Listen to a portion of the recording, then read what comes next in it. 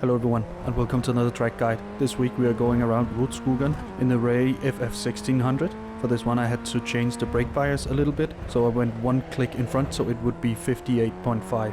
I felt that it settled the car a lot more. Let's get into it. For turn 1 you want to be all the way on the right. Turn 1 is a place where people will try and overtake you. I used the 100 board as my braking marker. As soon as I pass the board I will brake, and I will brake hard and trail the brake all the way to the curb on the inside. You want to cut the curb as much as you can on the inside. Be aware it is raised, so it will unsettle the car as well. If you cut it too much, there is a really harsh slowdown on the inside, so a bit of trial and error here. Once I've cleared the curb, I'll go off the brake. Then I follow the red and white curbing for turn 2. You will have to use both the brake and the throttle to stabilize the car. Once at the curb, I use minimal throttle and brake inputs. Once I lose sight of the gravel, I'll go full throttle and open my steering input so I don't run over the front tires. Just trust in the car, it should come around. Now just stay out here to the left, but be aware that in a race people might go on the right on you here, and that turn 3 or 4 is really tricky. As you can see, turn 3 is downhill and the track is falling away from you, so you have to really watch out when you brake. I use this 100 board as my braking marker. I brake to about 40%, and then I do track a little bit out over the curb. I do shift down fairly quickly, and before I really turn in, your aim is to get as close to the curb on the inside as you can, while using both the brake and the throttle to stabilize the car. For turn 4 you want to be close to the white line on the outside and go all the way on the inside curb for turn 4. Once you're on the curb you should be able to go full throttle. Turn 5 and 6 you don't have to brake, all you have to do is lift, and you want to cut the curbs as much as you can.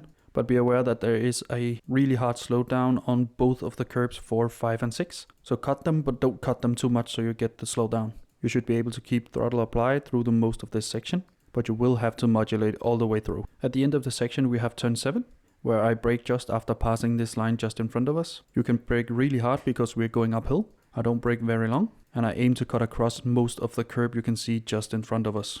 Then I track out to about mid-track to open up turn 8 a bit more. The apex is at the bottom of the little hill. Once it starts to go downhill, I will apply a little bit of throttle to put the car where I want it. I do want to go onto the curb on the inside. Once at the bottom of the hill, I go full throttle and use all of the curb on the outside as well. Now I go all the way to the left and also onto the curb. My braking marker is this 50 board here on the right. I brake hard and I trail the brake all the way to the apex. My apex is just after the middle of the corner. I'm keeping a large amount of brake for a lot of the way. Once I get close to the curb, I'll start to trail the brake a lot more. Once I get to the apex, I go full throttle. And we have a bit of track on the outside, so I'll use that as well. You won't get enough track here. For turn 12, I don't really have a braking marker for you. I try to keep an eye on the Bilteamer board. Once I start to go out of my screen, I brake. I brake to about 50%, and then I trail the brake a bit into the corner. This one is one you should cut as well. Be aware of the slowdown on the inside. Once you get to the inside curb, you should be able to go full throttle. Just don't get into the grass on the outside, that's enough track. For turn 13, again you have to cut this as much as you can, but keep in mind if you cut too much you'll get a big slowdown again. So you just have to lift for this one, and once you feel like the car has settled, then you should brake a little bit. I brake for a short time to about 50%. After being on the curb here, I go out a little bit in the corner. I do this to straighten the exit, and because the curve becomes a bit softer. Once you can feel the curb getting softer, you should be able to go all the way to the curb on the inside and go full throttle from there, and use all of the track on the outside as well. And that's a lap around Rudskogen in the Ray FF1600 for the fixed setup.